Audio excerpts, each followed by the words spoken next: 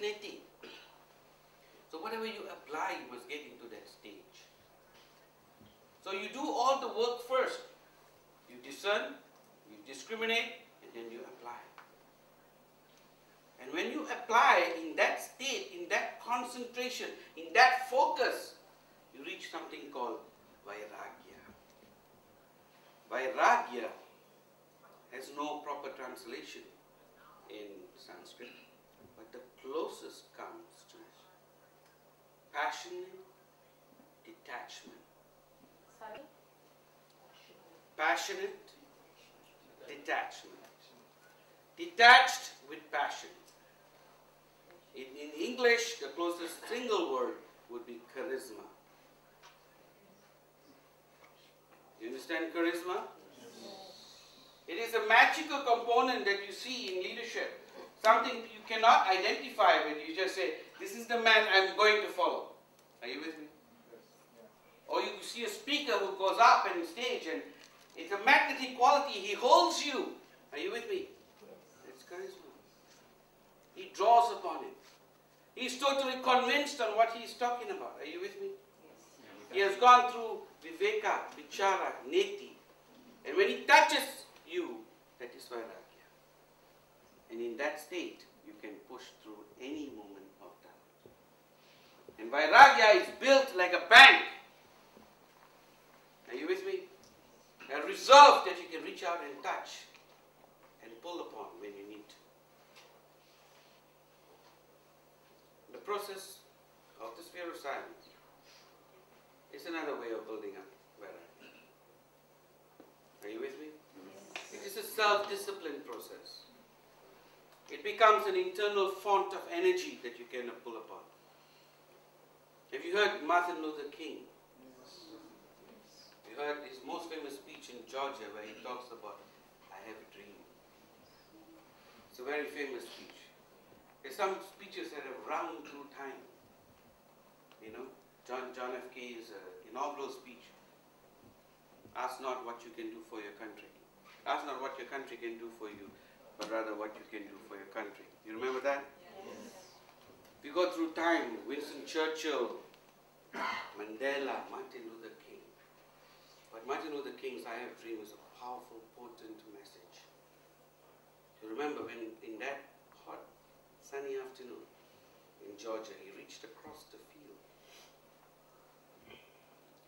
That whole, it shook that nation, that speech. It hit across the world, it echoed, changed the course not only of that nation but of our lives throughout the world. Do you know how he sounded? It is resounding. That is vairagya. Deep, resounding energy.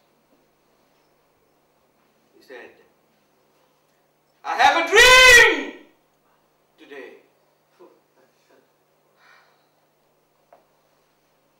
Do you hear me? He spoke across the crowd, no mic, no sound. I have a dream this day. Can you feel the handbang? Yes. And that is what you can do. Nothing that you cannot achieve. That is the power of belief. And that is the power of faith. Are you with me?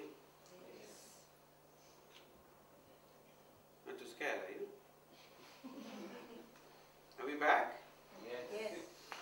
Vairagya is this kind of energy, and it is extremely, it is there, it is in each and every one of you.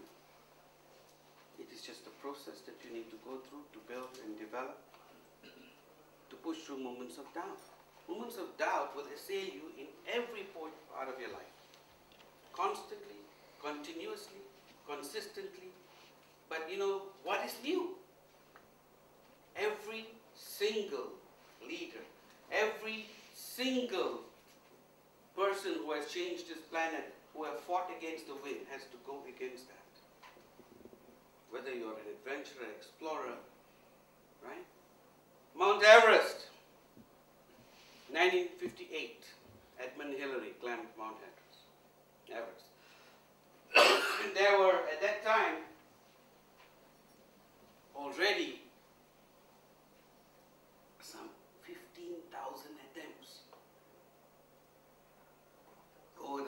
century. Are you with me? Yes. 15,000. Some people had tried, 10, 20 times each. Recorded attempts to reach the top. And 90% of that 15,000 made it 80% of the way. Are you with me? Yes. 90%. And in fact, most of them gave up. The last 10% also gave up within almost touching distance. They just couldn't see how much more they had to go. Are you with me? You are usually a lot closer than you realize. A lot closer than you realize.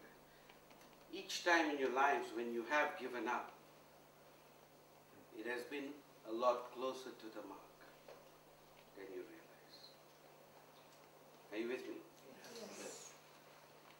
You have to believe. You have to cover everything before you start. Once you start, nothing gets in your way. Are you with me?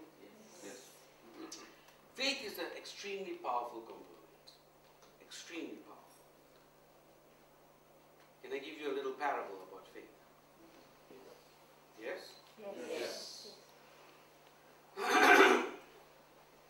In ancient India, there was this milkman. Alright? In fact, let's go back a little bit to the story. There was this mendicant, who basically a hermit, right? A little religious hermit who went around from village to village. And once he came to the banks of the Ganges, he saw a beautiful island in the center. So he got a boatman to take him over to this little island. He liked it so much, he decided to stay there for a while. Now people ferry up and down across the river, the Ganges, which is a very big river, saw this mendicant sitting on the island. And Indian people being very religious and all that, they decided to pull up and get his blessings, right? So then as they were going up and down, they decided to bring little gifts for him because he was staying there, had built a little shelter. So they come there and there's constant traffic. He was at the right place at the right time, like McDonald's. So basically they stopped, bring him little gifts, get his blessings. Then they feel something has been achieved in their life. More and more people started coming. Oh, do you know on that little island, there's a little sage, and he's, very gifted, blah, blah, blah. People started coming. People actually now, the boatmen suddenly had business. They took people to the island, and they also decided to sell. Network marketing. Then you had little, shops open up on both sides of the riverbank selling you little things that the guy had blessed. Are you with me? So business was prospering. And this little shelter he built became a nice hut. Then from a hut, it became a nice little ashram, little building. So he was very happy, and among his many devotees coming and going was this milkman, very old milkman.